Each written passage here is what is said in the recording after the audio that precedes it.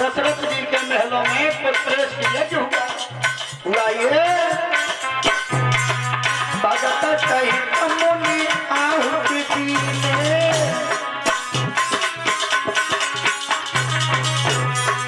प्रगट अग्नि तरु कर लीने सिया राम हरे राजा राम हरे सीता राम हरे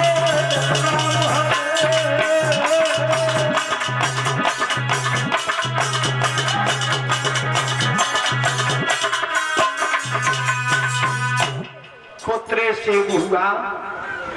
उस यज्ञ में से अग्नि भगवान प्रकट हुए हैं जिनके हाथ में एक हव्य है, खीर का पात्र। गुरु वशिष्ठ को दिया। वशिष्ठ जी ने महाराज दशरथ को वो हव्य दे दिया और महाराज दशरथ ने तीनों रानियों में वितरण कर दिया।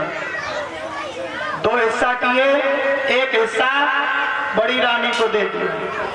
कौशल्या कैकेयी से उम्र में बड़ी थी इसलिए कौशल्या को बड़ी का दर्जा दिया गया, कौशल्या को दे दिया। आधी खीर बची, स्वामी जी दो हिस्सा किए, सुमित्रा और कैकेयी को दे दिए। अर्ध भाग कौशल्य ही दीना, उभय भाग आधे कर कीना। तीनों रानियों ने खीर का सेवन नहीं किया, उस प्रसाद को ग्रहण नहीं किया, रख दिया।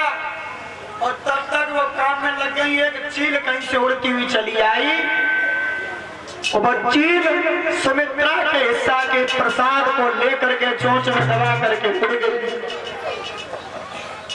जब सुमित्रा ने देखा, सुमित्रा दोनों रानियों के पास बैठ करके रोने लगी, बहन मैं तो निपुती रह गई। क्यों?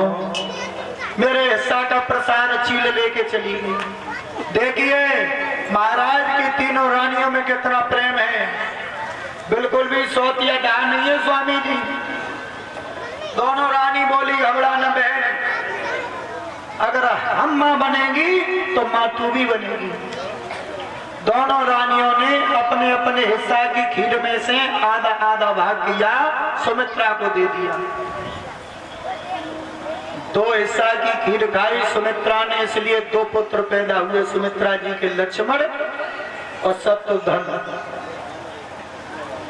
और इधर वो चील आकाश से उड़ती हुई चली जा रही थी। एक बाज ने चील को देखा, बाज ने समझा इसके मुंह में कोई मां से अविष्ट है, उसने झपट्टा मारा और वो चील स्वामी जी मंदराचल पर्वत के ऊपर से गुजर रही है, जिस जगह माता अंजनी भगवान का भजन कर रही थी झोली फैला करके।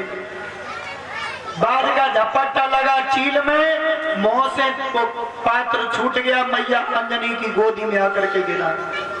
माता अंजनी ने उसे भगवान का प्रसाद समझ के ग्रहण कर लिया। माता अंजनी भी गर्भवती हो गई। चील के चोट से दबा करके ले गई थी, थोड़ी सी खीर चील में की जीभ में लग गई, चील भी गर्भवती हो गई। जब खीर से महाराज 4 नहीं 6 पुत्र पैदा हुए।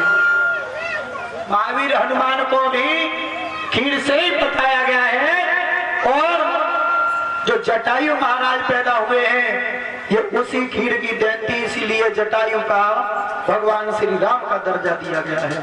जटायु महाराज को भगवान श्री राम के साथ ही